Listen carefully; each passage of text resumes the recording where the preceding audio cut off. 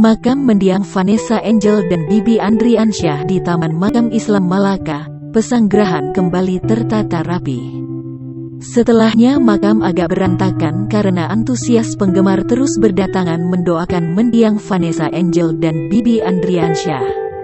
Tak hanya itu, foto Vanessa Angel pun dinyatakan hilang. Entah siapa yang mengambilnya. Namun saat ini foto pasangan yang menikah pada tanggal 11 Januari tahun 2020 itu telah diganti dengan foto yang dihiasi bingkai baru. Tenda yang kokoh juga terlihat sudah tak terpasang di kedua makam. Makam Vanessa Angel dan Bibi Andriansyah masih terus didatangi para pelayat.